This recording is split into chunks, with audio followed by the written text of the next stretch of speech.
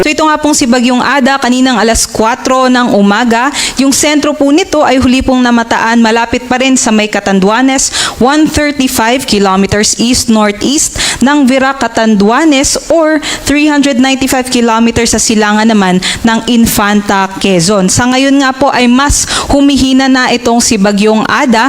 May taglay na lang pong hangin na abot sa 75 kilometers per hour at pagbugso na abot sa 90 kilometers per hour.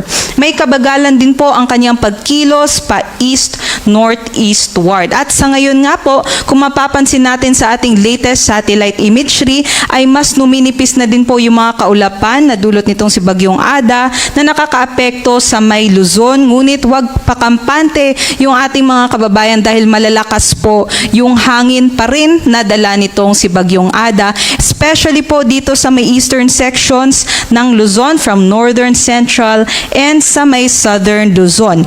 Specifically dito sa may Catanduanes, inaasahan pa rin po natin yung stormy conditions. So malalakas po yung ating hangin at meron pa rin pong mga pag-ulan. At dito rin po sa may Isabela, Aurora, down towards Quezon, Marinduque, Romblon, and also for the rest of Bicol region and for northern Samar, inaasahan pa rin po natin yung mga pabugso-bugsong hangin na may dala pa rin mga pag-ulan ngayong araw.